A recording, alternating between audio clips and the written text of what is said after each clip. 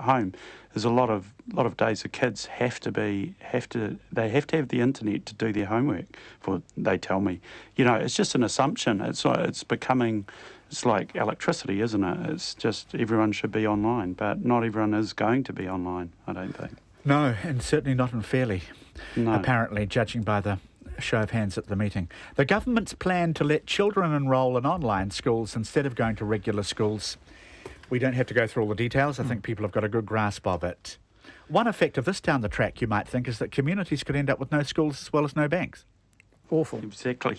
What an absurd thing. All of us can reflect back, can't we, to when we were growing at school.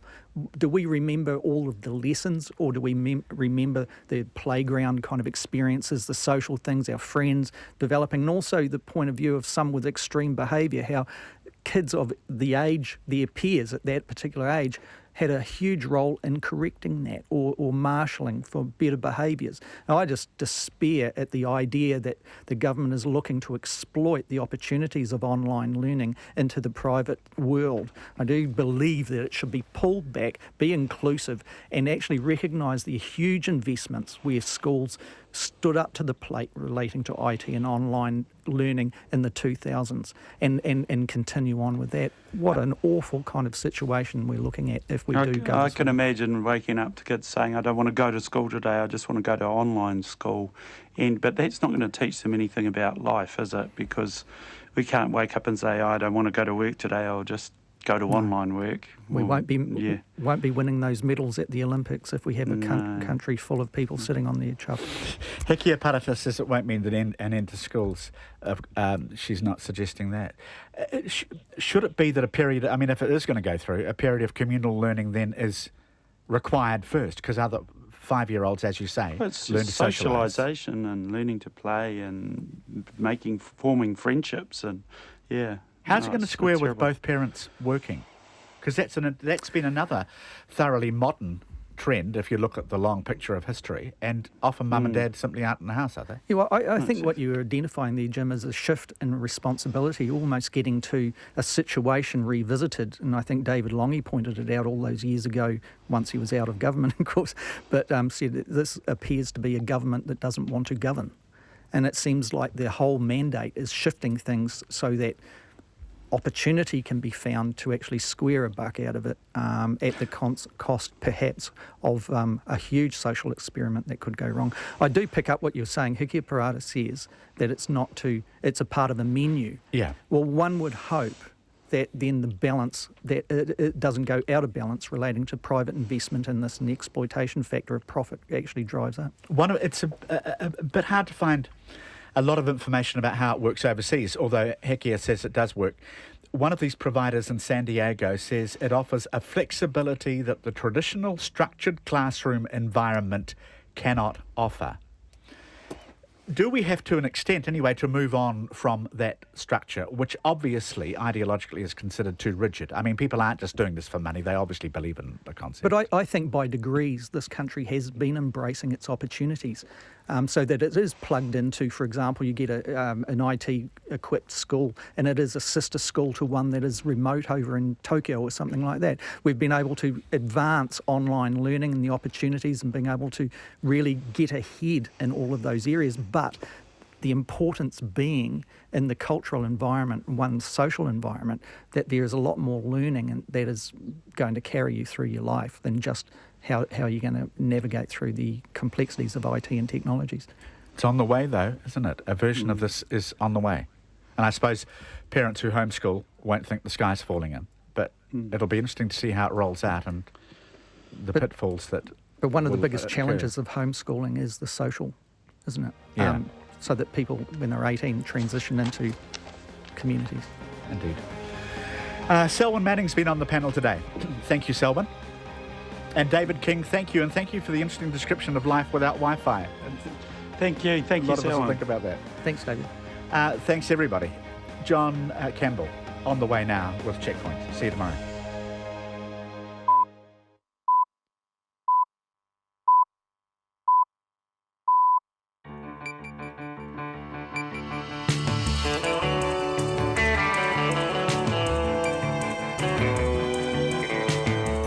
Kia ora. ora, everyone. I was just asking Jeremy if my mic was on. I presume it is. Yes, that's good news. I'm John Campbell. On behalf of the Checkpoint team, welcome. Tau te maira I hoa mā he kōrero kei te haere he kaupapa kei te karawhiua. Tonight, a magnitude 6.2 earthquake has struck central Italy with reports buildings have collapsed, people are trapped and at least 6 people are dead. We cross to our correspondent in Italy. Most of the country's Olympic team arrived home this morning with 18 medals in their carry-on luggage. I was there and spoke to Lisa, Mahi, Blair and Peter and our youngest medal winner. Havelock North businesses tell us themselves about the impact of the water crisis at an emergency meeting to discuss how they can avoid financial hurt, disaster and even closure. Voluntary euthanasia, drug driving and why Russia won't be at the Paralympics. And homework, children, if you're listening, most of it is a waste of time, our expert says. All of that and more coming up. But first, RNZ News with Katrina Batten. Kia ora, good afternoon. A strong earthquake measuring 6.2 on the Richter scale has killed at least 6 people on the Italian region of Umbria. A 5.5 magnitude aftershock hit the same region an hour after the initial quake. From Rome, the BBC's James Reynolds reports. We understand that the epicentre was around 110 miles northeast of Rome. We actually felt the earthquake here in Rome, and then an hour afterwards we felt some tremors as well. So that gives an indication of just how far that seismic activity has reached. The true scale of what has happened may not be clear for some time, although we do understand that the central government has activated its emergency committee to deal with earthquakes. James Reynolds in Rome. The Ministry of Foreign Affairs and Trade says the New Zealand Embassy in Rome is in contact with the Italian authorities about the quake, but it says there is no indication at this stage that any New Zealanders have been affected by it. The ministry says there are currently 475 New Zealanders registered as being in Italy. MPs have been told voluntary euthanasia would allow honest conversations about death between patients and doctors. Parliament's Health Select Committee today began hearing general submissions on the contentious topic. Our health correspondent Karen Brown reports. The committee is considering a petition from a former Labour MP, Marianne Street, seeking legislation allowing medically assisted dying where there's terminal illness and unbearable suffering. Matt Vickers, the widower of lawyer Lucretia Seals, who fought for the right to die with dignity, said it would start conversations about death. He urged MPs to examine the evidence and make brave, principled decisions. The Voluntary Euthanasia Society said the Medical Association opposed the move, but many doctors supported it. The Australian and New Zealand Society of Palliative Medicine told MPs while some might like the choice, it would burden others. This is Karen Brown. More than 4,700 people have been infected by Campylobacter in Havelock North, about 1/3 of the 14,000 residents. The figures come from the latest telephone survey of households. 7 people remain in Hawke's Bay Hospital with Campylobacter, 1 fewer than yesterday. The District Health Board says the numbers of people visiting GPs are continuing to fall. Meanwhile, the Regional Council is no closer to establishing what caused the contamination of Havelock North's water supply. Drivers could soon have their saliva tested for traces of drugs at the roadside by the police.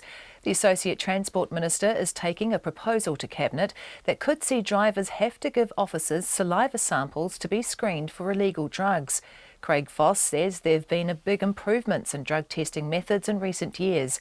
He says his roadside drug testing proposal is part of the government's wider review of road safety. Well, technology's moved a lot, and at the moment the current regime has been in place for quite some time. That technology has allowed a lot more better testing, I understand, and maybe an easier testing as well.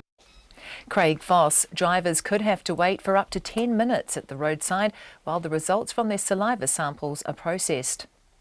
The Police Association has warned of the likelihood of another mass killing in New Zealand because of the ready availability of semi-automatic weapons.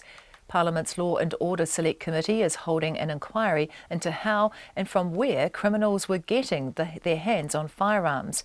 The association's president, Greg O'Connor, says new rules should consider now in a rational way rather than in the highly emotive environment following a shooting. There probably will be another mass killing of the sort we're seeing regularly overseas.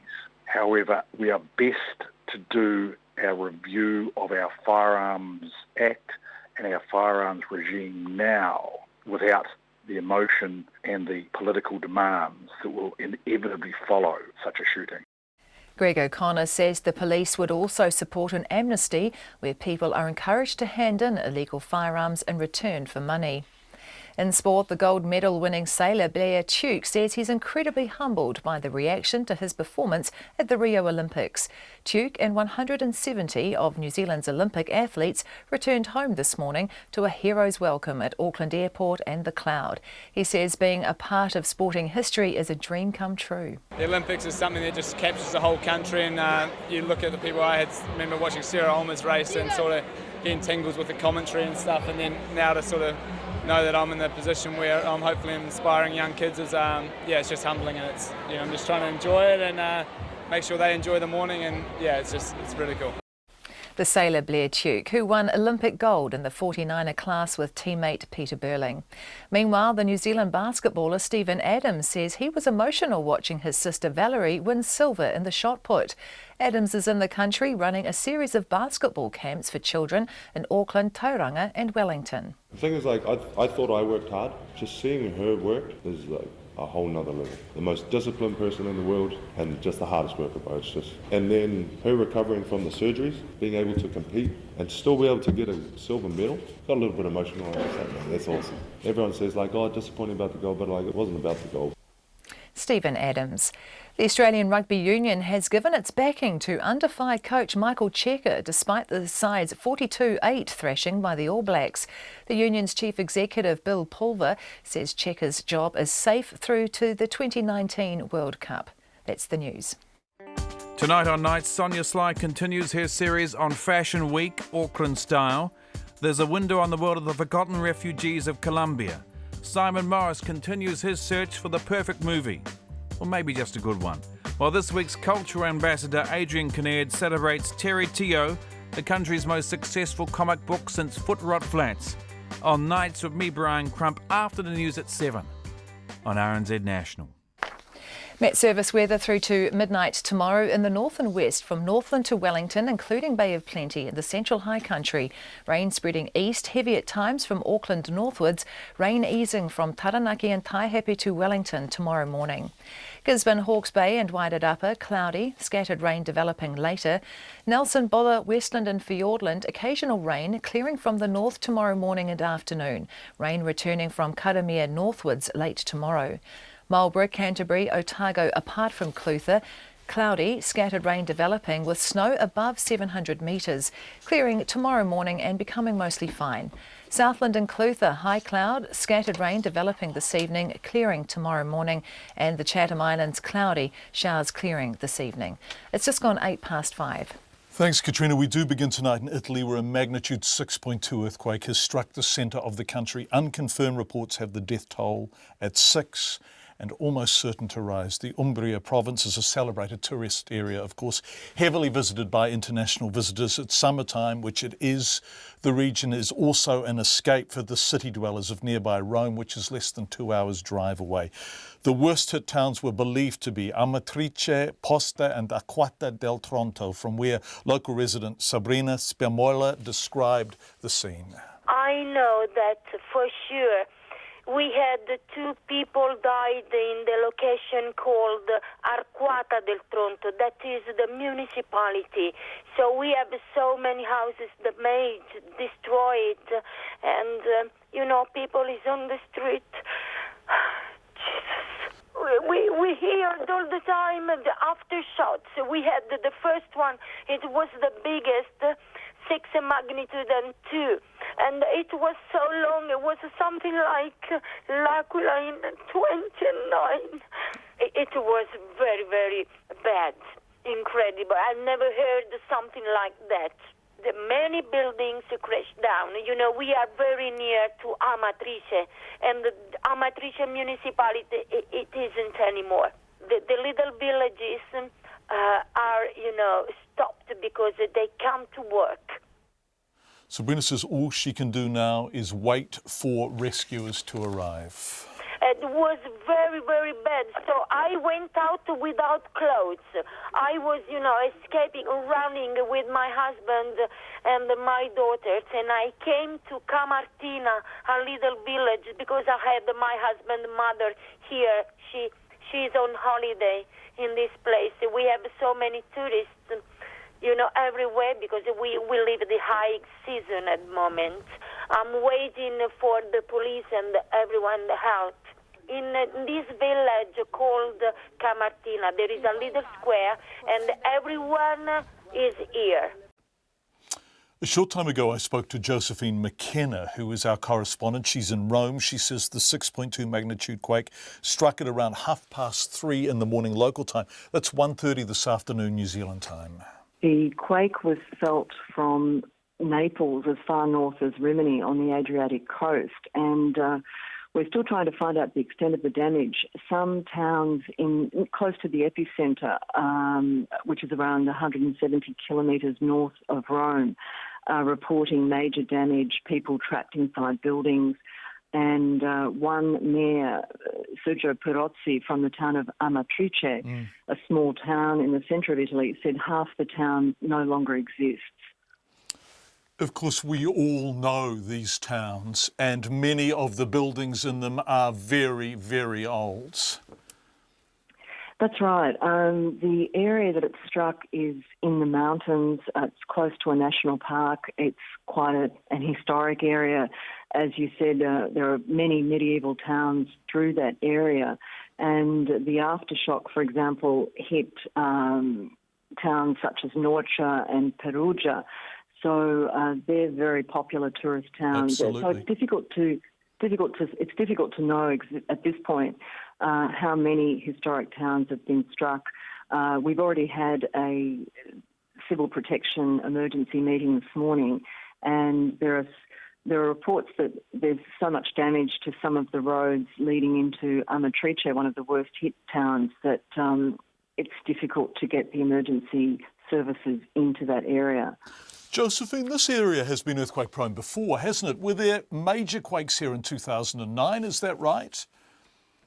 Well, this epicentre of today's earthquake is only about 60 kilometres as the crow flies from the city, the town of L'Aquila, which was hit very hard by the 2009 earthquake. That was 6.3 magnitude, and 308 people died in that quake. So, as New Zealanders know, Italy is an earthquake-prone country, and it's hit all the time by minor tremors and quakes through that Apennine mountain range, which runs through the centre of the country. So it's perhaps not surprising, but most Italians brace themselves, are aware of earthquakes, and but this one sounds particularly serious. Yes, it does. In the context of what happened in 2009, in the context of the likelihood that masonry off these old buildings is going to be falling, descriptions of half a town lost, there is a very real expectation of fatalities, isn't there? There is. At the moment, we're waiting for confirmation. We've heard of 2 people dying in the region of the Le Marche, which is up on the Adriatic coast, and that's a fair way from this epicentre. So there are signs that there was damage in different parts of the country, and that's also a bit confusing as well. Many people are on vacation in some of these towns, so there may even be people trapped there who've come from foreign countries. It's unclear at this point. Josephine McKenna talking to us from Rome. It is light there now, and as we get more reports of the damage and the casualty numbers, we will, of course, go back to Italy. Let's turn to the Olympics now. The majority of New Zealand's Olympic team arrived home this morning, 18 medals in their carry-on luggage, the most New Zealand has ever won at the Olympic Games, and for what it's worth, 4th on the per capita medal table, Australia 14th, the US, who topped the actual table, 43rd. Our camerawoman Claire Easton Farrelly and I went to the reception this morning, and we have a 2-part report from there tonight. Part 1 begins at Auckland International Airport. Ladies and gentlemen, the New Zealand Olympic team. 6:30 this morning, and in the airport's fluoro light, something gold is glistening. Lisa Carrington has her 2 medals. Eric, Hamish and Mahi are lined up in a triumphant row, each with a gold. Happy, proud and ready to stop. Yeah, just really, really happy to be home. Really happy.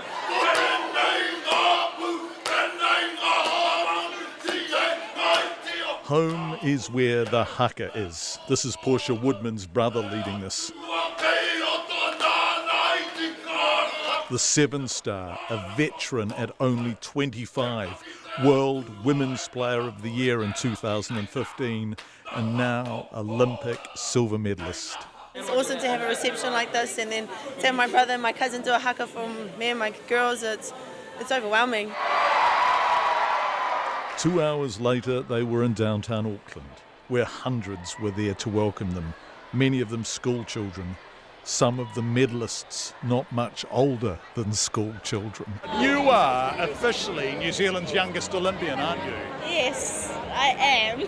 So I've heard. What's that like? What's it like, age 19, being part of this? It's pretty amazing. Last year I was at school dreaming about going to the 2020 Olympics, and it's just surreal. My dream came true 4 years earlier. Last year you were at school dreaming about Tokyo. Yes I was.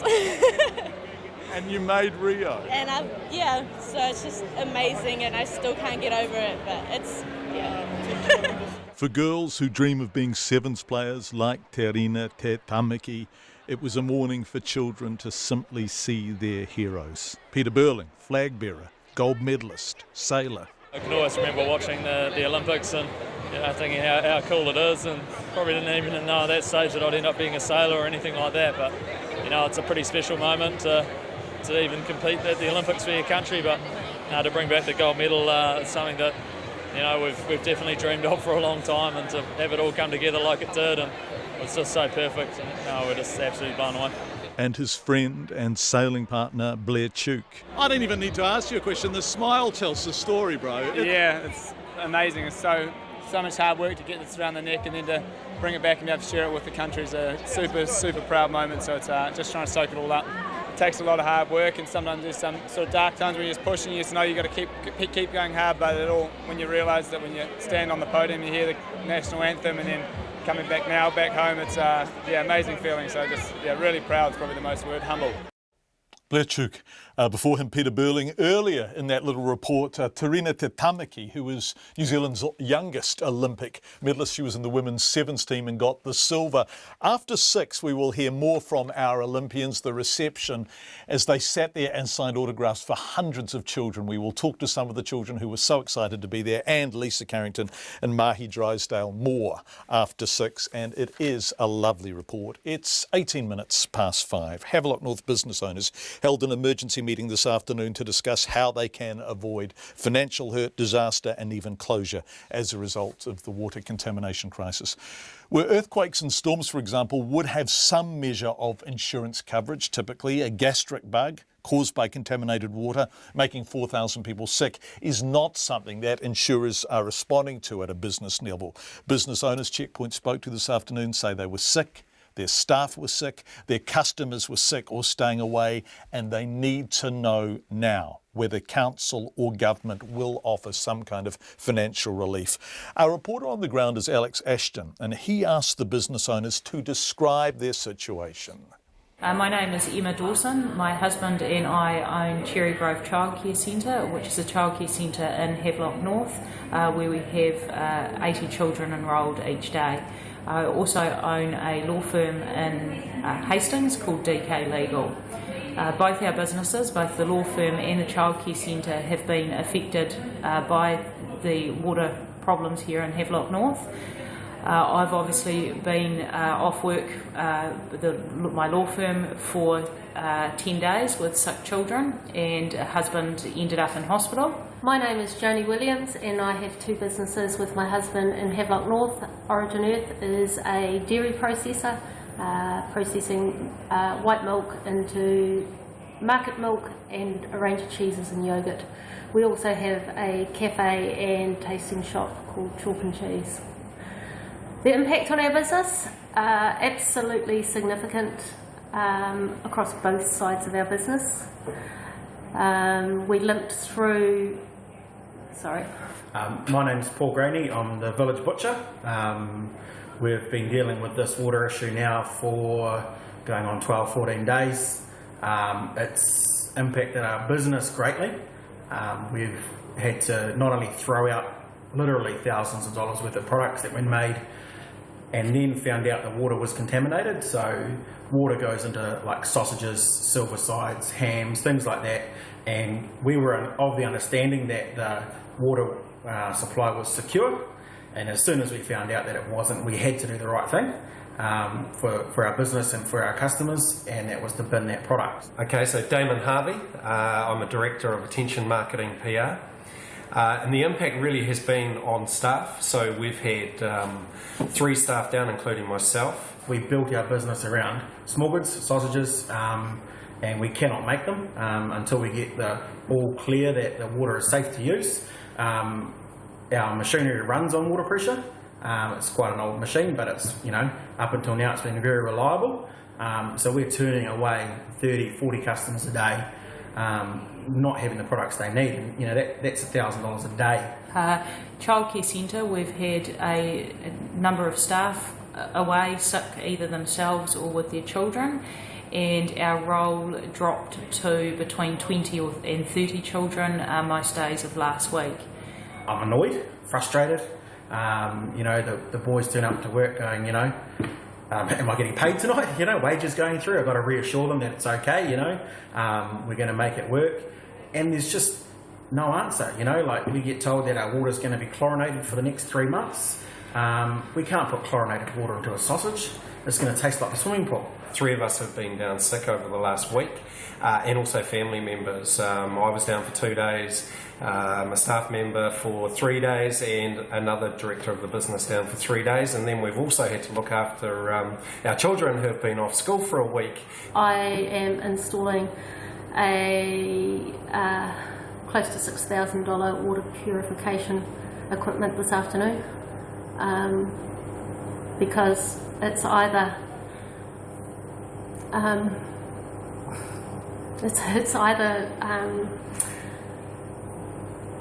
make 22 people unemployed, affecting 22 families that are already struggling enough in our region, or it's suck it up and find a way to fight through it. In both businesses we are using bottled water only. We're not relying on the council water at all until such stage as they can assure us that there's no cryptosporidium or giardia in the water. I've had no contact from the council. I got 1 letter on Saturday, 8 days late, saying to advise your customers of this. How much longer can you keep going on like this, Paul? Not long. If we don't get the support back and the customers get the trust back that the water's okay, that the products are fine, it's a matter of weeks, not months. We have 4 staff at the childcare centre who don't have any sick leave available to them. The government has said that there's financial assistance available to them. However, I've phoned WINS and it looks like they have to take more time off work to visit the WINS office.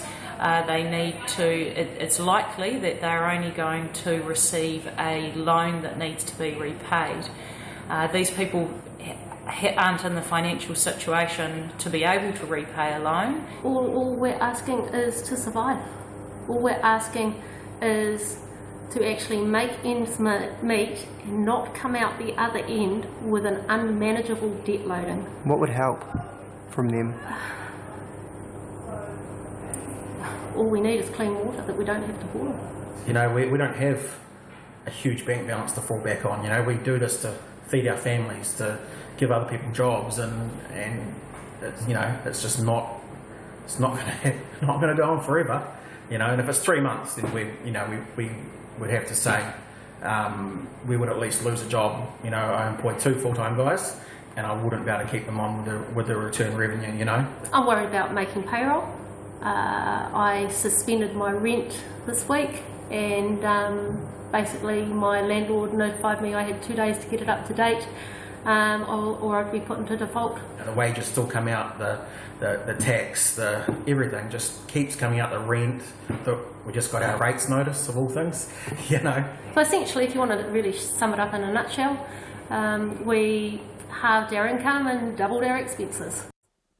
Havelock North business owners speaking very personally to our reporter Alex Ashton this afternoon. Businesswoman Liv Reynolds is part of a company that owns 3 restaurants. She's been on Checkpoint before, the Joel Road Cafe, Mama Chita and Hugo Chang. She called the meeting this afternoon. She says businesses can't wait and must now try to force some kind of response from either council or government.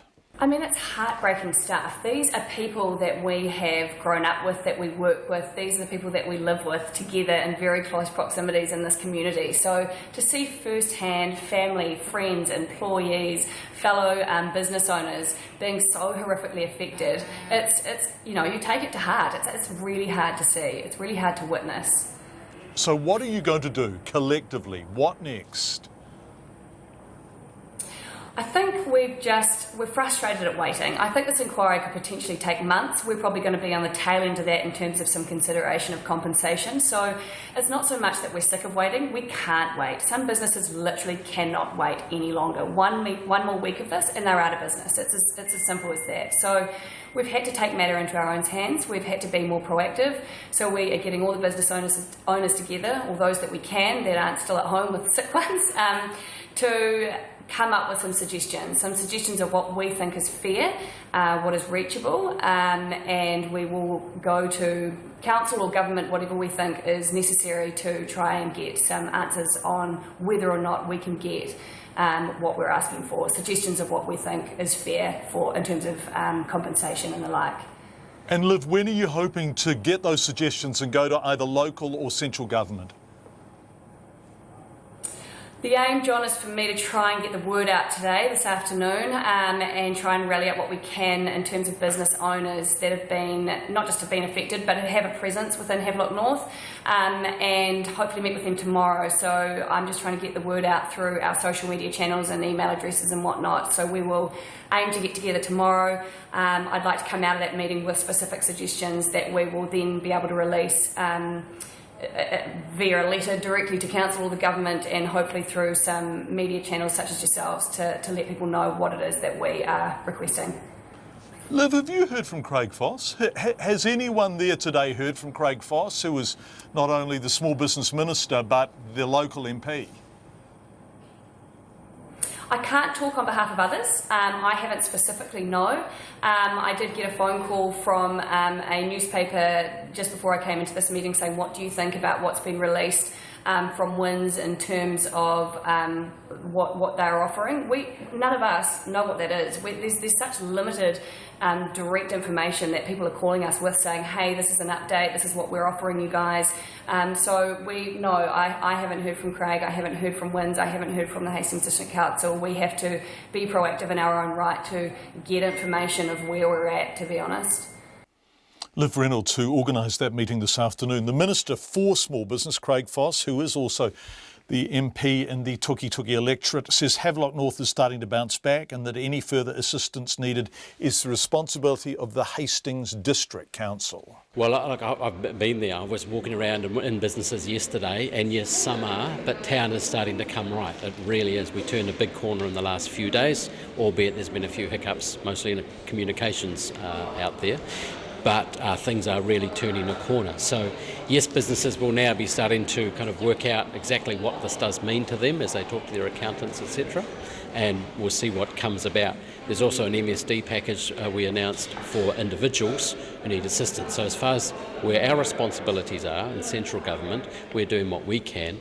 Of course, Hastings District Council are the body charged and responsible for delivering fresh water for individuals and businesses across Hastings. And so right there is where all those questions should be addressed at the moment.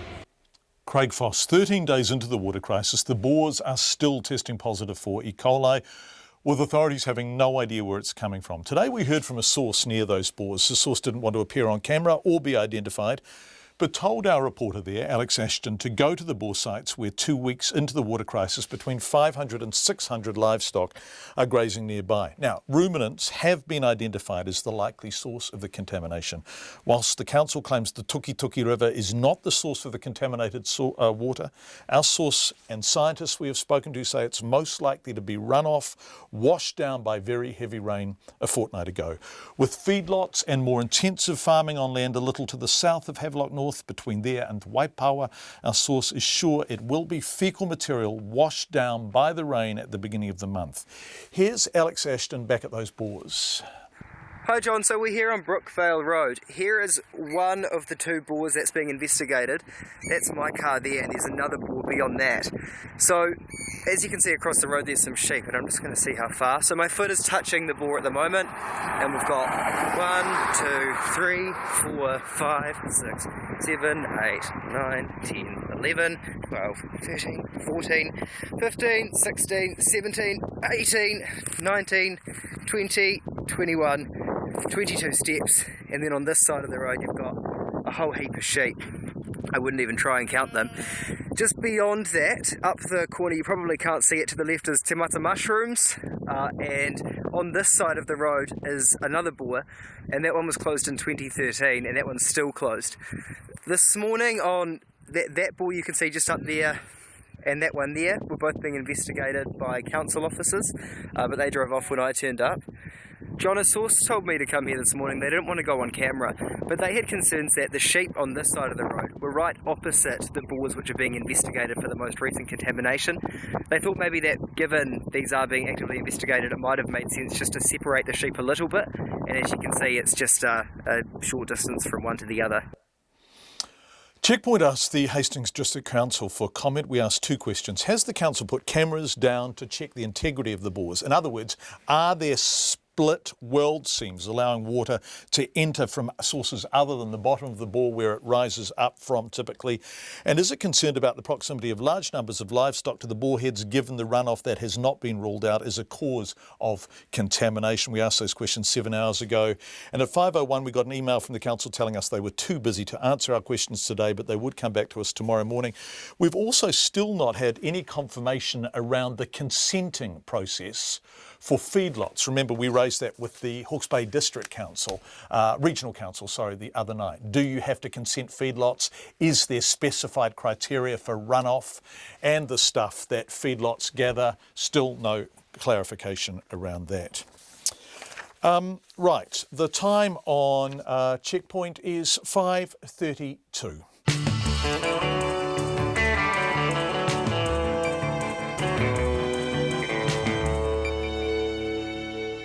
And it is time for RNZ Headlines with Katrina Batten. The mayor of Amatrice says half his town has gone after a 6.2 magnitude earthquake rocked central Italy earlier today, killing at least 6 people. The shallow quake, which collapsed buildings and buried people under the rubble, was felt as far away as Rome. It was followed by several powerful aftershocks, one of 5.5 magnitude. Parliament's Health Select Committee has been told voluntary euthanasia would allow honest conversations about death between patients and doctors. But palliative care doctor Amanda Landers says if the law is changed, some people will feel like a burden on others. A survey has found more than 4,700 people have been infected by Campylobacter in Havelock North, about a third of the town's 14,000 residents. 7 people remain in Hawke's Bay Hospital with Campylobacter, one fewer than yesterday, but the District Health Board says the numbers of people visiting GPs are continuing to fall. Meanwhile, the Regional Council is no closer to establishing what caused the contamination of Havelock North's water supply. Drivers could soon have their saliva tested for drugs by the police at the roadside, under a proposal being taken to Cabinet by the Associate Transport Minister Craig Foss. People might have to wait for up to 10 minutes at the roadside while their saliva samples are processed. The Police Association has warned that another mass killing is likely because of the ready availability of semi-automatic weapons. Parliament's Law and Order Select Committee is holding an inquiry into how criminals are getting their hands on firearms. Those are the headlines. I'll be back at 6 with more news, sport and weather. Thank you so much, Katrina. Coming up on Checkpoint, Matt Vickers tells MPs to harden up when it comes to assisted dying. Drivers could soon have to give saliva samples to the police that will be immediately screened for illegal drugs. And US President Barack Obama finally gets to Louisiana. He says he waited to be invited. All of that and more coming up. Let's turn to business news with Giles Beckford, our business editor, joining us from Wellington. A flood of company earnings reports today. What were the standouts, Giles? Well, we had 7 of them today, John. But the standouts were the utilities companies, power companies, Meridian and Genesis. And there's sort of a common theme that goes through the reports from both these companies. At the moment, they've got customers who are swapping left, right and centre, looking for the best deal. Their demand is soft generally. Prices are a little bit up and down depending on the weather, but generally there's not much growth in prices. Margins are being squeezed. It's a bit of a challenge, and of course they are being confronted by new technologies such as solar panels and batteries. And of course the dark cloud on the horizon for energy companies is the future of the TY Point aluminium smelter, which consumes 14% of the country's power. If that were to come onto the market, of course, prices would drop quite significantly, and that just hangs out there. So what we saw from Meridian was a pretty strong underlying profit, moderately higher, but they had enough money to pay out a special dividend. And that's another feature, which is, of course, they're not needing to build power stations. They're making reasonable money, so that when they've got spare cash in the kitty, they're giving it back to their shareholders. And Genesis, although it didn't give back any cash to shareholders, it did give a strong dividend payout of more than 8 cents a share. They're talking about their operating profit being a touch lower. They're looking at enhancing the customer experience. I'm not quite sure how a power company does that, but if you're Genesis Energy, look forward to having your experiences enhanced in the coming year. One other notable profit result today was from MetLife Care, and this is the statement on New Zealand, which is the company is finding boom demand for retirement villages, aged care. The baby boomers such as ourselves and the ageing demographic means that demand for their business will only keep rising, and they're obviously making some hay out of it. Giles, do you want to talk about a result from Australia, unusually? Well, yes, normally we would just sort of go, well, who cares? But this is one I think of note. Qantas, which is the Australian national carrier. 4 or 5 years ago, Qantas was a basket case. It had multi-billion-dollar deficits. Yeah. It was losing money left, right and centre. It had planes that were clapped out. It had too many of the wrong sort of planes. It was on the routes that didn't earn money. It was being done over by really smart operators such as Air New Zealand. A hard man came in to take charge, Alan Joyce. He's turned around the company. He is the man who famously grounded all of Qantas's planes around the world one day 4 or 5 years ago, where he was in the middle of a fight with the unions. Basically, he wanted to push through cost-cutting measures, sack a large number of staff. Clearly, they've also been helped by the big fall in fuel prices. The result is that Qantas has reported $1 billion Australian profit. That's nearly double last year. Their traffic in New Zealand, they don't give too much detail about it, but they're now carrying roughly 20% of New Zealand's domestic traffic on Jetstar. That's up from about 16%. Air New Zealand's still in the driver's seat or the pilot's seat there. And we just note that this will be a good indicator for Air New Zealand, which comes out on Friday. The expectations are that they will have a profit of $600 million plus. Wow. What happened on the markets today, Giles? Well, we had all the froth blown off the market after having 5 or 6 days of continual profits, of record highs. We're down 57 points, that's 0.75% at 7,410. A couple of companies got a real spanking, A2 Milk and Wynyard, the criminal software company. Both of them down nearly double-digit falls today. The Kiwi dollar, 72.9 US cents and 95.8 Australian. Our business editor, Giles Beckford. Thanks, Giles. MPs have been told today to put fear and emotion aside and be principled and brave on the question of voluntary euthanasia. It came as Parliament's Health Select Committee began hearing submissions on a petition about the contentious topic. Our health correspondent, Karen Brown, reports. The petition from a former Labour MP, Marianne Street, seeks legislation allowing medically assisted dying where there's terminal illness and unbearable suffering. Matt Vickers, the widower of lawyer Lucretia Seals, who fought for the right to die with dignity, told MPs it would give terminally ill patients some control, as his wife wanted, about how they died. Others, he said, would also get the chance to have honest conversations with their doctor about their death. But he said it's contentious and MPs will have to think for themselves and make the right decision. There is a huge depth of feeling in some sectors of society. That depth of feeling is worthy of respect, but you must have the forbearance to not sway your objective analysis. And the evidence may take you to a position that will require you to be principled and brave.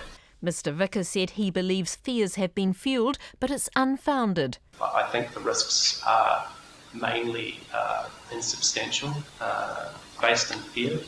I think that certain groups in New Zealand have been pretty forward in soaking up those fears.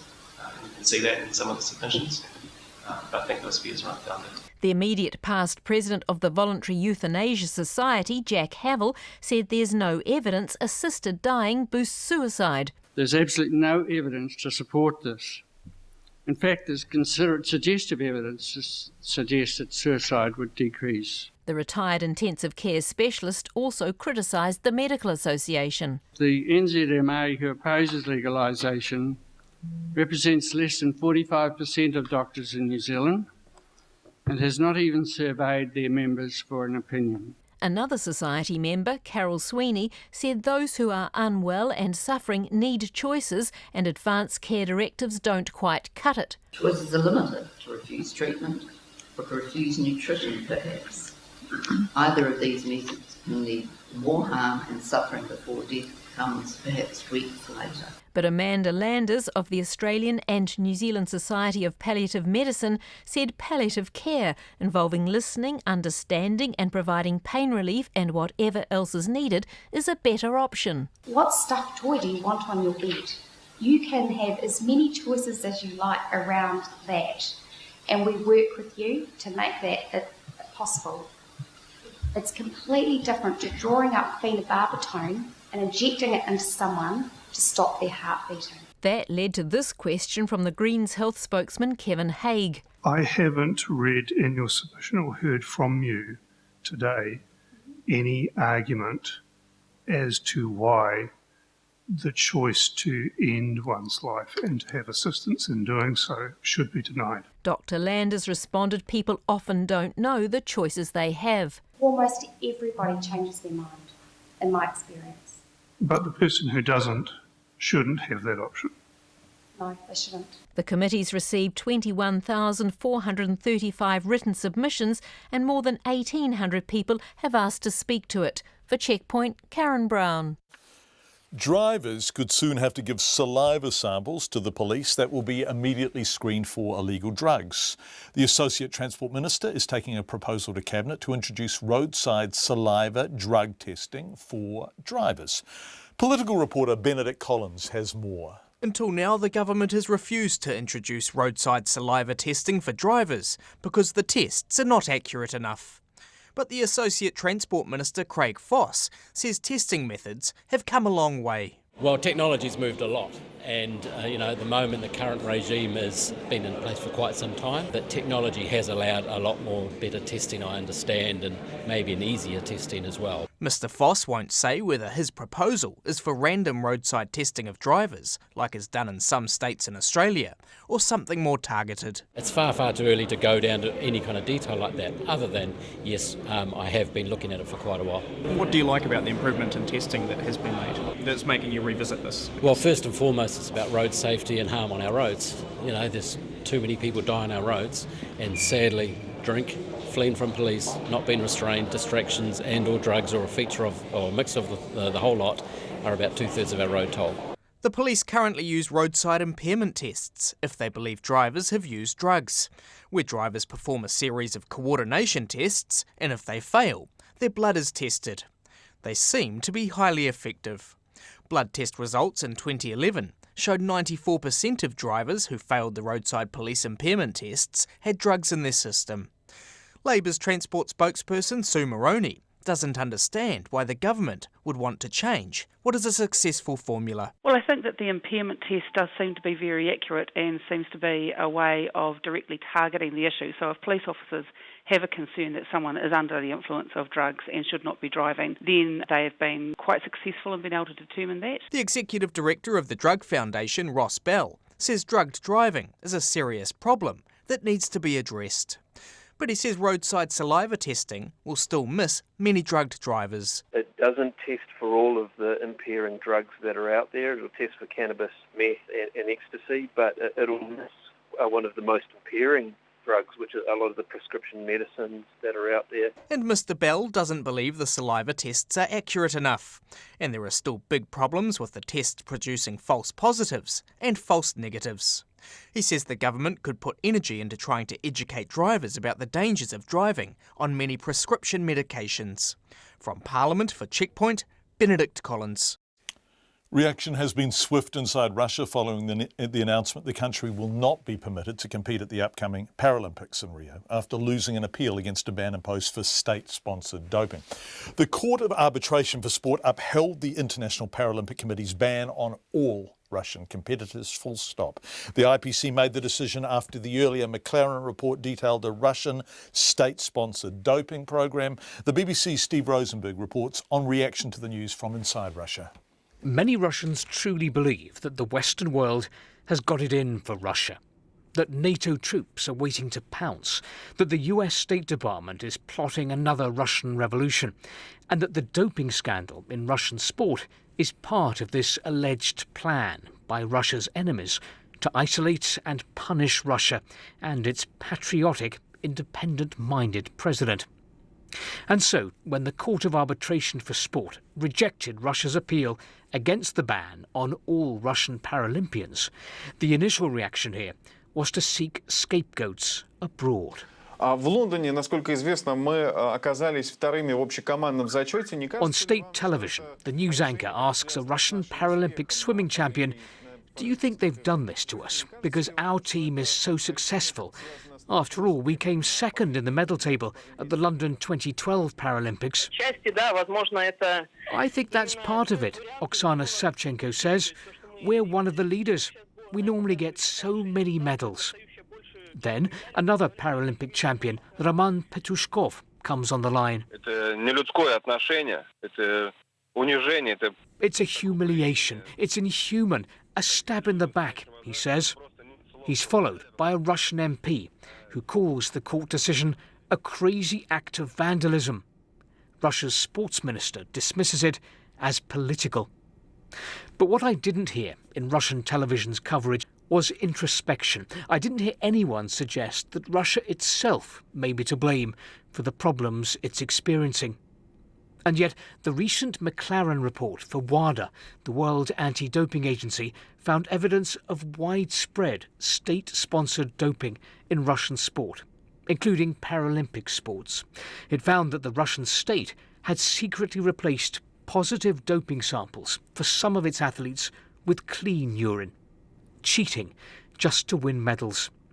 The International Olympic Committee had decided not to ban the whole Russian Olympic team from Rio.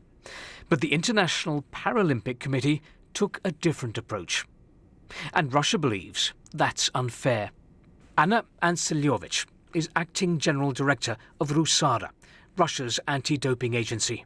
I'm surprised because I thought that it would be fair for Paralympic athletes to be given the same opportunity as Russian Olympic athletes, to be proven that only clean athletes can participate.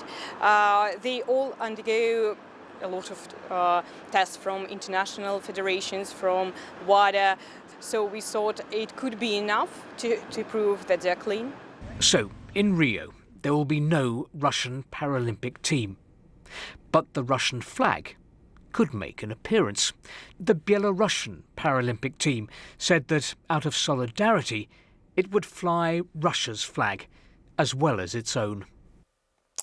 That's the BBC's Steve Rosenberg reporting from Moscow. It's coming up to 11 minutes to 6. Criticised by political opponents for not coming sooner, President Barack Obama is visiting Louisiana to assess the damage after flooding killed at least 13 people and damaged more than 60,000 1,000 homes. This short report from Reuters reporter Gillian Kitchener. This is what President Obama will see firsthand when he visits Louisiana. More than 60,000 homes have been damaged or destroyed in the state's worst disaster since Hurricane Katrina. The president is expected to meet with officials to discuss recovery efforts, and residents say more help is needed. This is the worst I've ever seen in like 10 years. They have houses that's never even had water in their yards, and now they have waters in their houses. More than 3,000 Louisiana residents are still in emergency shelters. They're hoping the president's visit will speed up recovery efforts so they can move on with their lives in the aftermath of the devastating floods. Heading home again, MPs are considering a review of gun laws. Have been told it's very likely there will be another mass killing in New Zealand like the one that happened in Aramoana, near Dunedin, of course, in 1990. Therefore, the Police Association says any law change should be made in a rational way rather than in the highly emotive environment following such a shooting. Looking at this for us is our political editor, Jane Patterson. Parliament's Law and Order Select Committee is holding an inquiry into how and from where criminals are getting their hands on firearms. It was ordered by the Police Minister Judith Collins after 4 police officers were shot in Kawerau in March. The President of the Police Association, Greg O'Connor, says new rules should be considered now when people are rational and not reacting to a tragedy. There probably will be another mass killing of the sort we're seeing regularly overseas.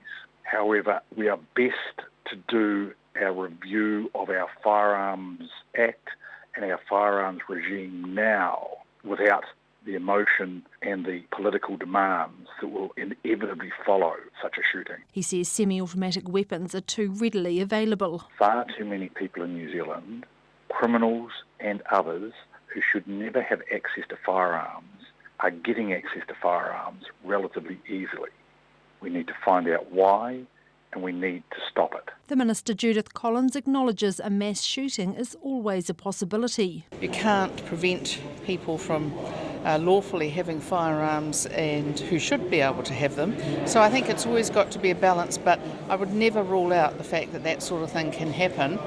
The trouble is you can't arrest everybody before they commit crimes. Labour's police spokesperson Stuart Nash says he doesn't believe that banning some weapons will prevent mass killings. What we do know is mental illness has been underfunded, and obviously it's people with significant mental problems who end up killing people. Obviously restricting guns to those sorts of people is a priority, and the licensing system I think does a pretty good job of sorting out who should have a gun licence and who shouldn't. Greg O'Connor is also pushing for a buyback of illegal weapons alongside other measures. We need registration, but we also need an amnesty and a buyback to ensure that those firearms that are out there will never be collected or never be registered in a registration scheme are taken off the street. Ms Collins says the idea of a buyback has been brought up before. Well, there's always money for something if you really need it, but the fact is that the police would need to decide that they wanted to do it, and they could come and talk to me about it if they just did want to. Ms Collins says she'll await the outcome of the inquiry before making any decisions about an amnesty or changes to gun laws. From Parliament for Checkpoint, Jane Patterson. The basketball phenomenon Steven Adams is back on New Zealand soil to try and encourage the next, Steven Adams, I suppose, to break through to the NBA. He's running a series of basketball camps for children in Auckland, Tauranga and Wellington. Max Toll reports. Steven Adams told hundreds of teenagers this morning he wants to help them unlock their basketball potential. Since I've come through making it to the NBA and stuff, I've seen a lot of opportunities that the kids in New Zealand don't have, that a lot of kids from other countries have. So my main thing is just to pretty much come here. Well, for this camp, it's just coming here and have fun, show the kids that basketball is actually a fun sport to play and stuff, but also showing them that there's an opportunity there to use it as a vehicle if they wish to get a degree. Adams, who's about to become this country's highest paid athlete, says he hopes he won't be the last New Zealander to play in the NBA. He'll just make sure we have some good foundation to where when my career ends, it keeps going. That's the biggest thing, right? So that's all we're figuring out now. It's just going to take time. A lot of people are working very hard at making sure that this is a thing, but that is our goal. I fell in love with basketball because I didn't actually like the game at first. It was enjoyable, but as much as I love it now, it wasn't like that. I just mainly fell in love with the progress. I just seen a little bit of progress. I don't know, it just made me feel like I had a bit of purpose in my life. As cheesy as it sounded, it actually did, because I was in a bad spot and I just didn't feel like anything. So once I seen me grow, I just understood that I could actually grow to be something that I wanted to be. He says he got a bit emotional watching his sister Valerie win silver in the shot put at the Rio Olympics, especially after coming back from knee surgery. I mean, I have a different perspective to most people in New Zealand right now, but I witnessed her train last year. I went over there and I had to do it. It's crazy. The thing is, I thought I worked hard. Just seeing her work is a whole nother level. It's absolutely unbelievable. Just the most disciplined person in the world and just the hardest worker, bro. And then her recovering from the surgeries, being able to compete and still be able to get a silver medal. Got a little bit emotional on that, man. That's awesome. It's really awesome, bro. Everyone says disappointing about the goal, but it wasn't about the goal, bro. That would have been nice, but just her being able to overcome surgeries and pretty much everything stacked against her, she still came back. Steven Adams begins his 4th NBA season in the US in October. For Checkpoint, Max Toll. Steven Adams being very proud of his sister. Police say one person has been killed and 30 wounded by a bomb blast near a hotel in southern Thailand. This report from Natasha Howard of Reuters. One person has been killed and 30 wounded in a bomb blast in southern Thailand. 2 explosions went off on Tuesday night near the Southern View Hotel in the town of Patani, one in the hotel car park and another from a truck near the hotel entrance. The second bomb caused all the casualties. The attack comes less than 2 weeks after a series of unexplained blasts in southern Thailand killed 4 and wounded dozens. The attack seems to have targeted the country's tourist hotspots.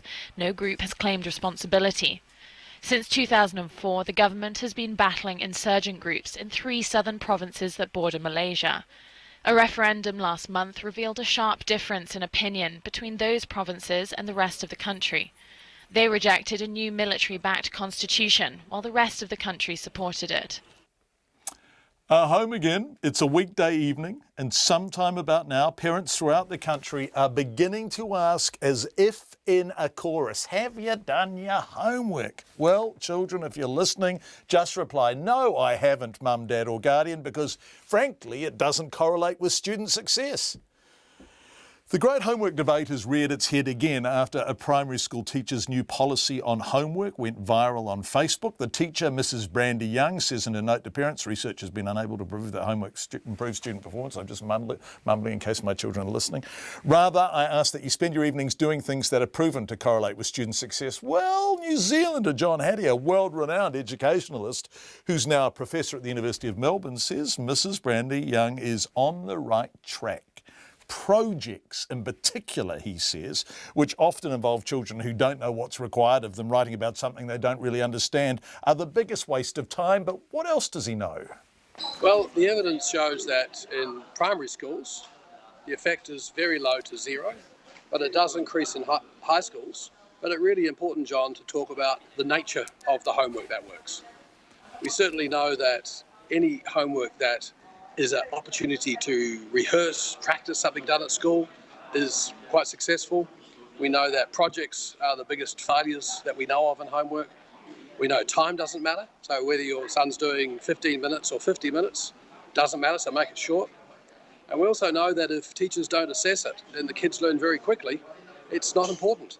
What about revision? For example, and I'm sorry for singling out my son, but we've just been doing the periodic table. And so in order for him to have any chance of remembering anything on the periodic table, you've just got to sit there and repeat the damn thing. Is that worthwhile? Well, there's nothing wrong with memorisation, provided it then leads to understanding in depth. And maybe that is a role that parents can do. Because let's not assume that every kid has a parent like you that's prepared to sit down and help and has the time and the tolerance and to sit down and help. And that's another problem with homework. It really increases the gap between those who have and those who don't have. And so if the periodic tables is a way to get you involved, it's not such a bad thing, provided it's then used at school. And remember, John, homework is something set by the school. So I took the very strong view as a parent that if my kids didn't do homework, it was a school problem. Make it more interesting, school. Make it more appropriate. make it more engaging for the kid want to do it. This is a remarkable meta-analysis. How much work have you had to draw these conclusions from? I mean, these are informed, rational conclusions based on a huge sample, aren't they? I've got somewhere close to over 250 million students in the sample, yes. And homework, there have been literally hundreds and hundreds of studies that have shown the same thing continually. It has a small positive effect in high school if it's done correctly, close to zero. Now, I wouldn't encourage primary schools to drop homework because you'll get complaints from parents. Just make it short, just make it something to rehearse and get over it.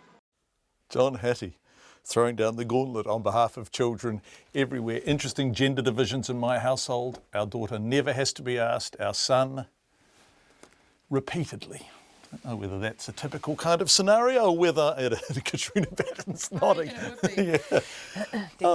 Anyway, it's coming up to 6 o'clock, and after 6 o'clock, we're going to go back to the Olympics. We'll tell you more after the pips.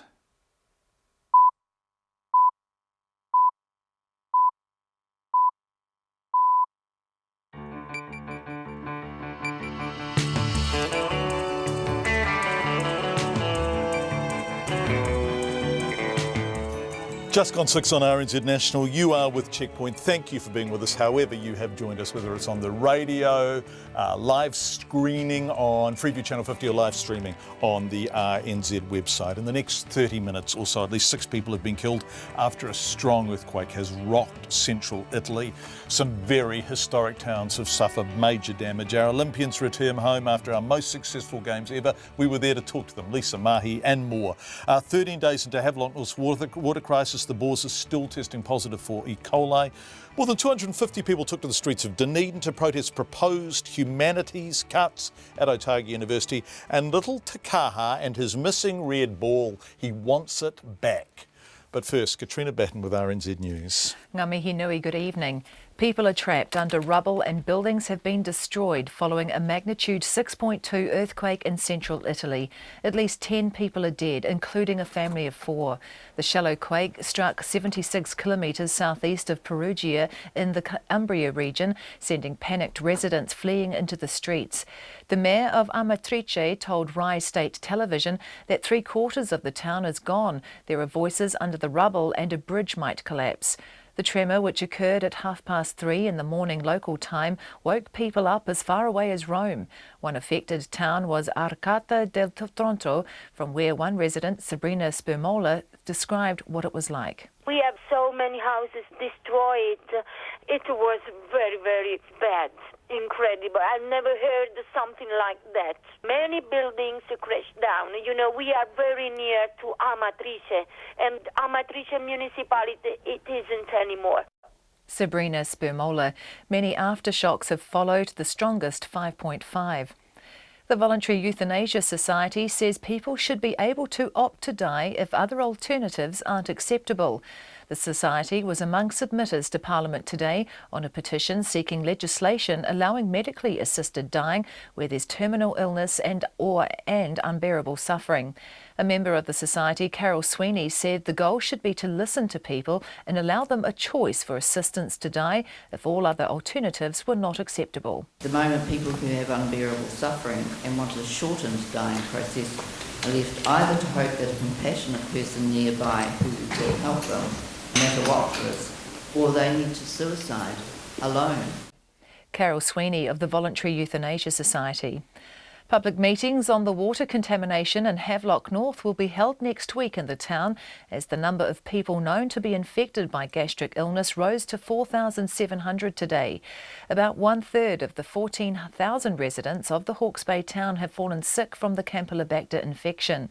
2 meetings will be held in the Riverbend Bible Church at 5:30 next Tuesday and Wednesday. The Hastings District Council says it will give an update on how it's fixing the water supply and the investigation into the contamination and answer questions. Drivers could soon have their saliva tested for traces of drugs at the roadside by the police.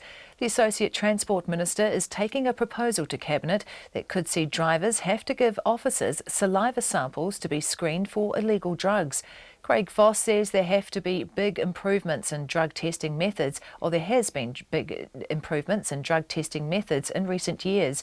He says his roadside drug testing proposal is part of the government's wider review of road safety. Drivers could have to wait up to 10 minutes at the roadside while the results from their saliva samples are processed. The police minister says no one can rule out another mass killing in New Zealand in response to warnings from the Police Association.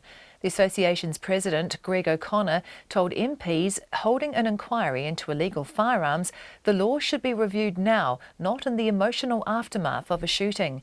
He says there probably will be another mass shooting because of the ready availability of semi-automatic weapons. The Minister, Judith Collins, acknowledges that's always a possibility. You can't prevent people from lawfully having firearms and who should be able to have them. So I think it's always got to be a balance, but I would never rule out the fact that that sort of thing can happen. The trouble is you can't arrest everybody before they commit crimes. The Police Minister, Judith Collins. The Turkish military has launched an operation to clear the Syrian border town of Jarablus of Islamic State fighters. The government says Turkish special forces inside Syria are being supported by Turkish and US-led coalition airstrikes. The operation comes as Syrian rebels prepare to launch an assault on the town from Turkish territory. Turkey has vowed to completely cleanse IS from its border region. It blames IS for a bomb attack that killed dozens of people in the south of the country at the weekend. The Human Rights Commission says the government should have involved disabled people in its overhaul of the special education system. The Education Ministry consulted the public for its review of the system, but the Commission says disabled people should be directly involved in writing policy, not just in consultation about it. The Commission says it supports the Ministry's decision to direct more resources to under 5-year-olds, but it needs to do more. It says the government should change the Education Act to ensure disabled children have an enforceable right to attend their local school. In sport, the double Olympic medalist Lisa Carrington says she hopes she can be a strong female role model after returning from the Rio Olympics.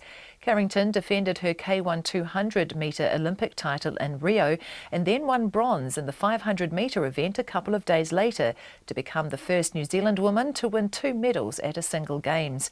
She and 170 of New Zealand's Olympic athletes returned home this morning to a hero's welcome at Auckland Airport and the Cloud. She says inspiring young fans is a great feeling. Whether you win a medal or not, I guess it's what it stands for, what we stand for, and yeah, I think, when I was their age or really young, I had a lot of inspiration to be an Olympian because of what they represented. So, yeah, no, it's really cool. Lisa Carrington. The NBA star Steven Adams says he's trying to ensure he isn't the last New Zealander to play in the US. Adams is in the country running a series of basketball camps for children in Auckland, Tauranga and Wellington. He says he's trying to build solid foundations for the sport in New Zealand. Since I've come through making it to the NBA and stuff, I've seen a lot of opportunities that the kids in New Zealand don't have, that a lot of kids from other countries have. So my main thing is just to pretty much come here, have fun, show the kids that basketball is actually a fun sport to play and stuff, but also showing them that there's an opportunity there to use it as a vehicle if they wish to get a degree. Steven Adams. That's the news. Too cool for school. We will not be compelling parents to choose an online option. This adds to the menu of New Zealand's education. Home from Rio. Just really nice to be back home and with the gold medal around my neck. Something it's pretty hard to describe in words. A well-rounded psychopath? Donald Trump, he's particularly high in social influence and persuasiveness, also what we call Machiavellian egocentricity. On the Edge, Susie Ferguson and Guy Aspinall morning reports, weekdays from 6. Then on 9 to noon, the Auckland Charity Hospital, treating people who aren't acute enough for the public system. And after 10, cosmology and sundial expert Kevin Carney on how humans have been keeping track of time. Join me, Lynn Freeman, here for Catherine Ryan after Morning Report on RNZ National. Met service weather through to midnight tomorrow in the north and west from Northland to Wellington, including Bay of Plenty in the central high country. Rain spreading east, heavy at times from Auckland northwards. Rain easing from Taranaki and Taihape to Wellington tomorrow morning.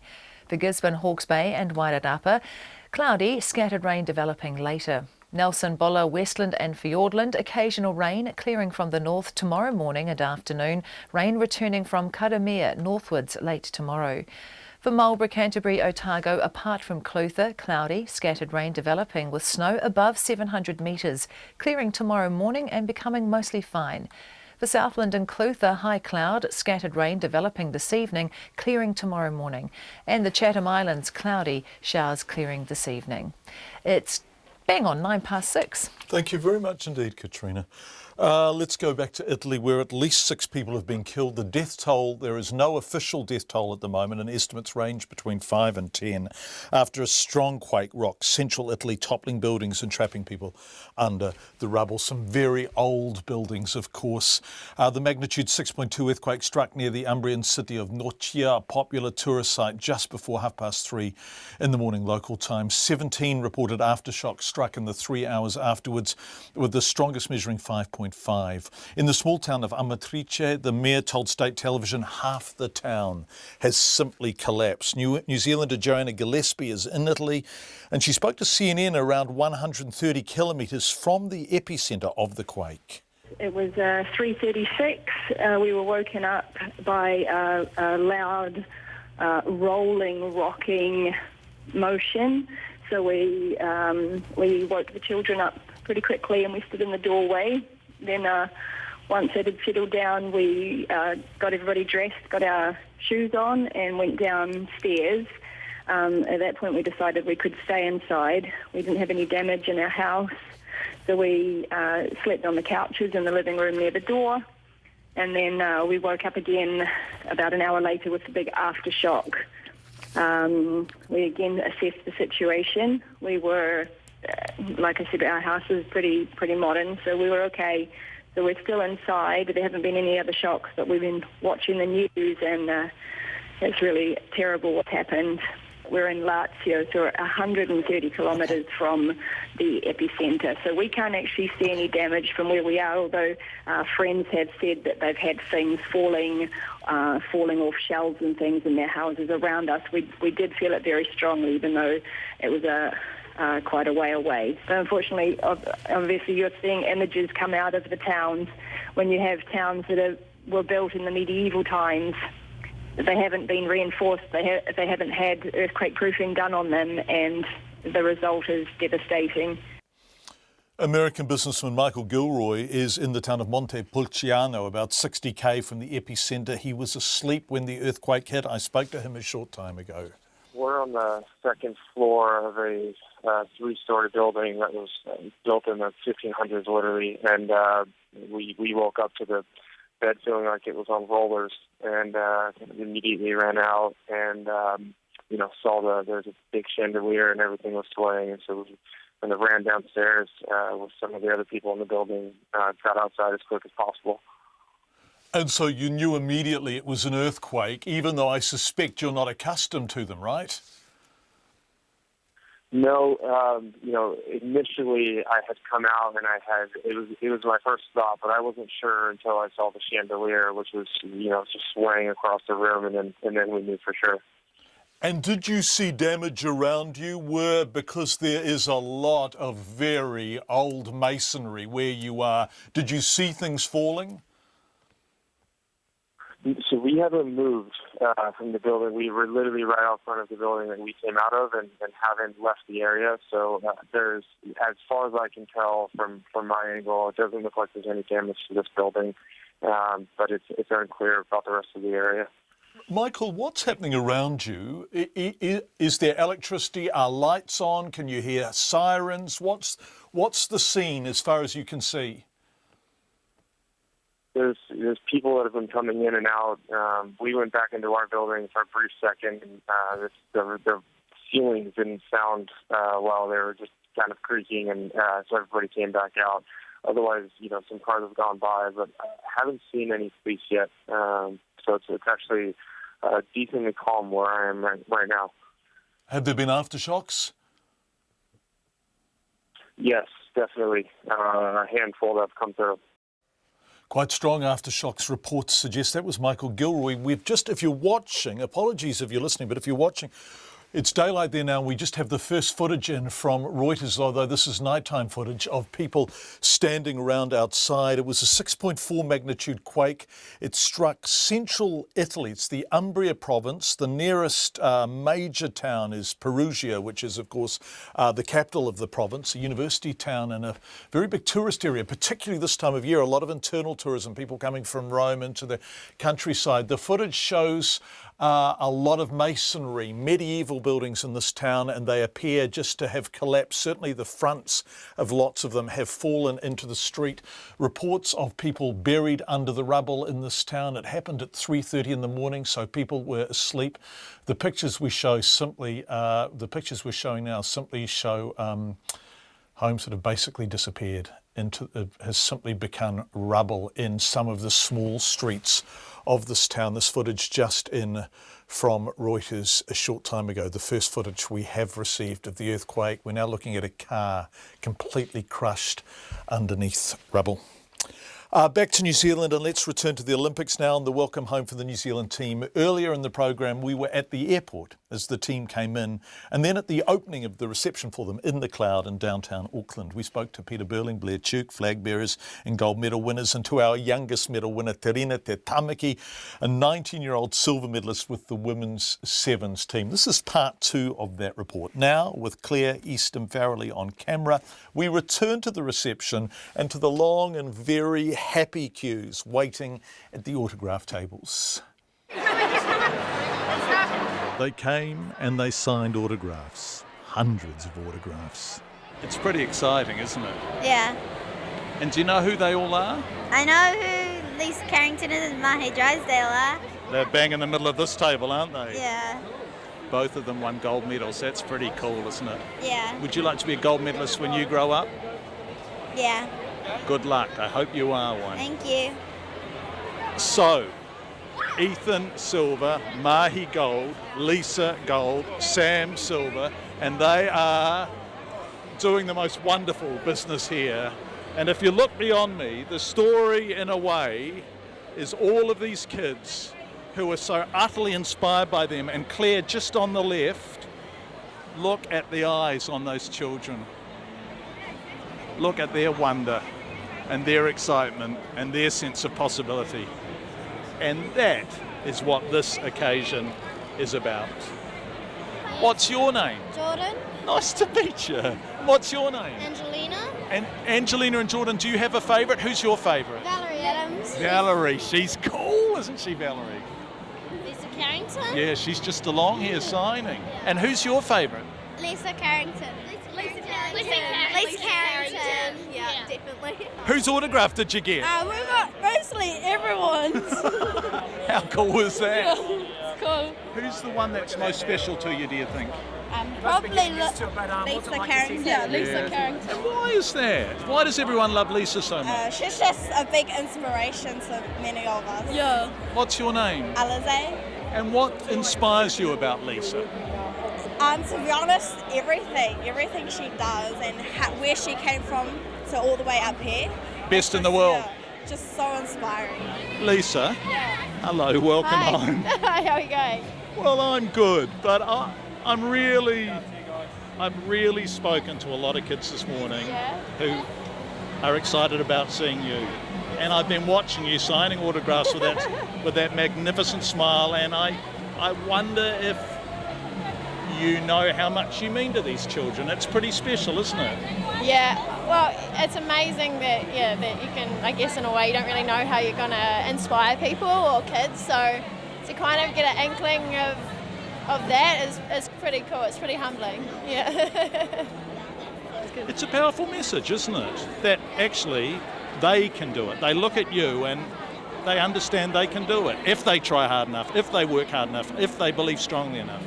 Yeah, and I think that's what's so cool about what we do and a lot of the other Olympians is that, you know, whether you win a medal or not, I guess it's what it stands for, what we stand for, and yeah, I think, you know, when I was their age or really young, you know, I had a lot of inspiration to be an Olympian because of what they represented. So yeah, no, it's really cool.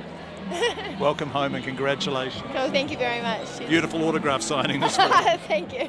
See ya. This is magic, Mahi, isn't it? Of course, all of those thousands of hours that you've spent alone on the water, and this tells you how much it matters, right? Yeah, it's fantastic. You see the amount of people, and just so many people saying that race was inspirational, or it was just such a great race. It certainly makes all that hard work worthwhile, because we're working by ourselves a lot of the time. It's hard, but when you see a response like that, it does. You just sort of think, wow, this is why I do it. And for Ethan Mitchell, track cyclist, his first Olympic medal hanging around his neck. How many autographs did you sign then, roughly, do you think? Oh, at least 500, I reckon. Yep, no, they just keep filing in, so it's pretty special to be a part of that. I've never really experienced anything like this before, so... And that's the point, isn't it? All the training you do, all the thousands of hours on the track, all the work, and this is the public acknowledgement of what it means. Yeah, hey, look, I get to ride around in circles for a living, and I seriously think I've got the best job in the world. I get to do it with two of my best mates, so to come here and to realise that, maybe along the line somewhere our results can inspire some kids to get on bikes and have, track cycling, a reasonably small sport, give that a go. And yeah, it's pretty special just to see how many people turned up. A morning to remember for children who may or may not go on to be Olympians, but won't forget the day they met them. Last word goes to Ethan's track cycling teammate, Sam Webster, once, not long ago, an autograph hunter himself. As soon as we walked out on stage, it was, flashbacks being 7 or 8 years old again, and just even that joy of getting a half day off school to meet your heroes, So it's so special to be on the other side of it and to be able to, just see the joy on their faces. Doing what I do means a lot to me, but to see how much it means to other people and how many people have been inspired, it makes me to want to work harder, to train better, and just take it to a whole nother level. It's been amazing, an absolute buzz, and it's something that you forget about, how inspirational that the small actions that we do that we take for granted can be. So, I've had an absolute amazing time down here. Probably bad decision was sitting next to Lisa Carrington at the autograph station, so I've got no control left in my hand. RSI, you've got a workplace injury of your hand. Yeah, I went from a full name to SW at the end. So, no, it's been amazing, and to see so many people down here has just been a whirl. The story was shot and edited by Claire Easton Farrelly. 13 days into Havelock North's water crisis, and the Boers are still testing positive for E. coli, with authorities having no idea yet where it's coming from. And the Hawke's Bay Regional Council, which is responsible for water quality in the Hawke's Bay, that's the Regional Council, says it can't offer any time frame for determining what is causing the contamination. Peter Fowler reports. It would appear whatever caused more than 4,000 people in Havelock North to be hit by gastric illness is an ongoing event, as the Boers are still testing positive for E. coli at the point before the water is chlorinated. The Hawke's Bay Regional Council says its scientists have no idea what has caused the contamination. Its acting chief executive, Liz Lambert, says the council does not believe the Tukituki River is the cause, but cannot completely rule it out.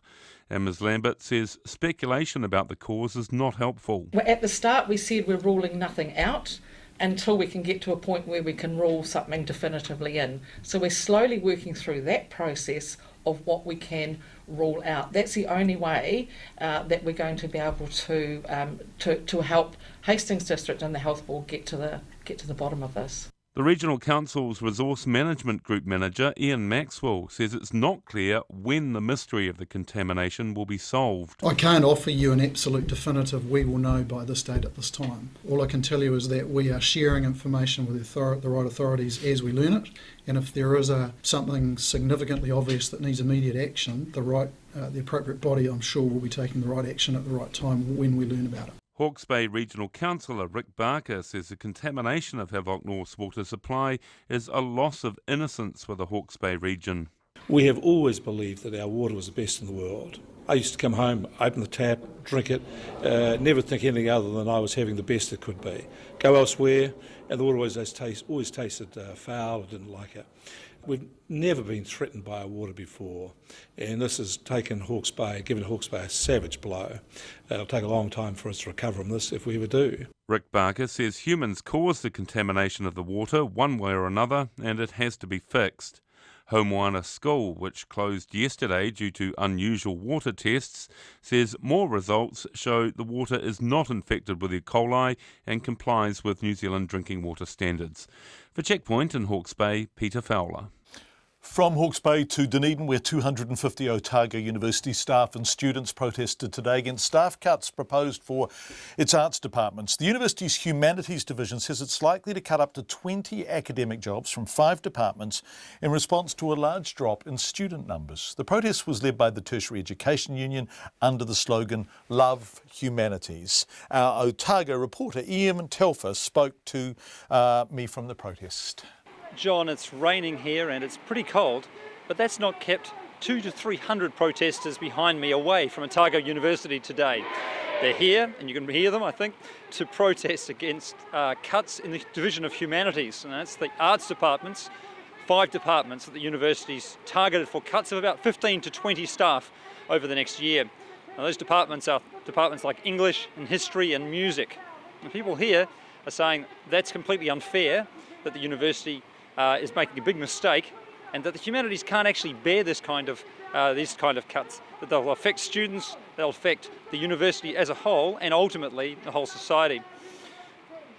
Here you can hear the speeches still going on. There's been about 8 or 9 so far, and people seem pretty committed to fighting this. They're saying they're not going away, they're not going to stop until the university backs down.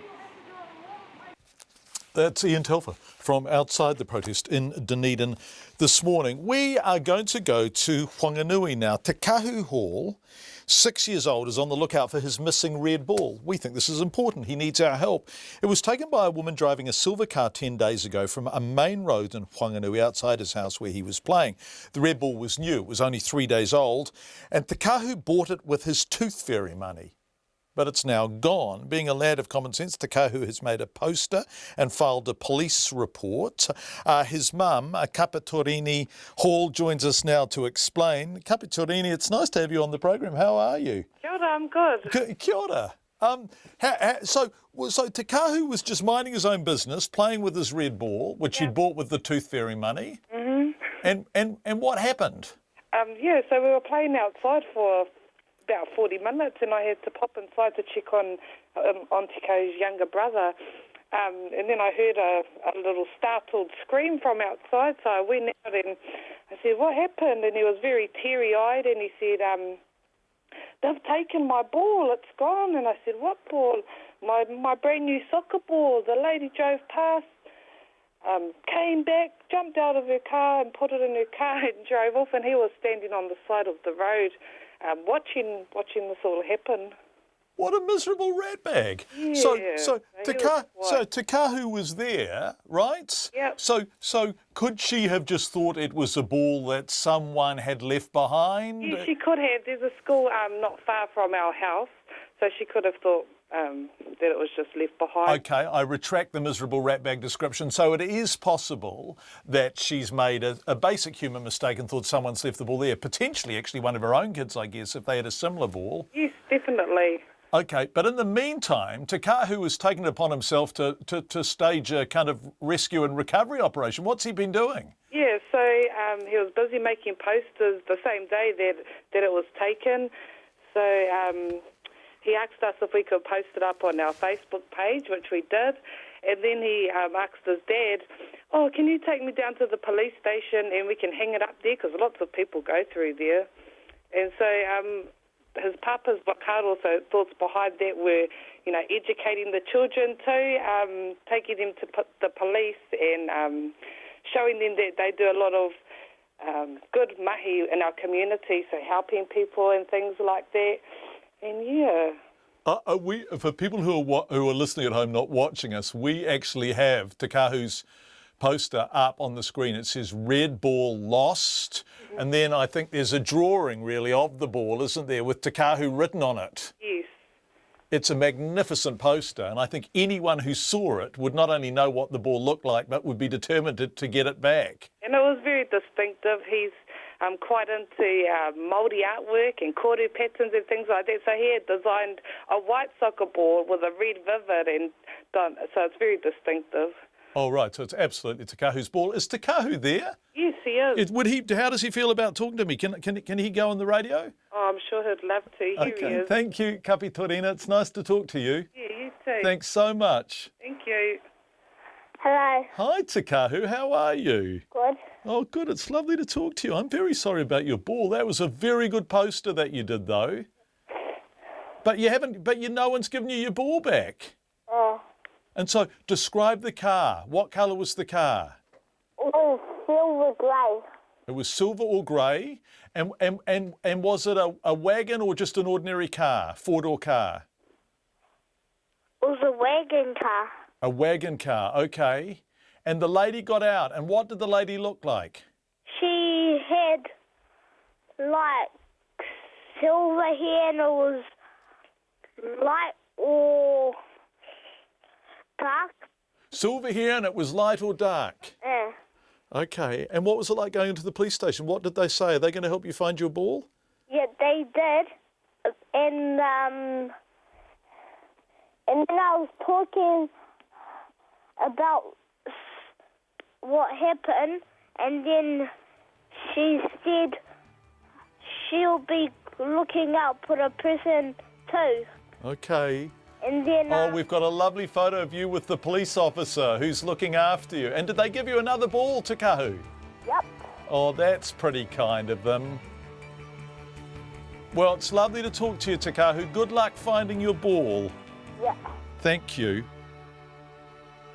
If you know where Takahu's ball is, you could just take it to the Wanganui police station, but we really like the tenacity and initiative of that little guy, desperately mounting a campaign to get his Tooth Fairy money ball back. That's Checkpoint for tonight. Sorry, Katrina, we're a little bit late. We'll see you tomorrow at 5. RNZ News headlines at 6:30. At least 10 people are dead after a magnitude 6.2 earthquake struck in central Italy. The Voluntary Euthanasia Society has told Parliament people should be able to opt to die if other options are unacceptable. Public meetings will be held on Havelock North's water contamination next week as the number of people infected by Campylobacter rises to 4,700. And drivers could soon have their saliva tested for illegal drugs by the police on the side at the road under a proposal being taken to Cabinet. Our next news and weather is at 7. This Saturday morning, I'm broadcasting from Christchurch, which is hosting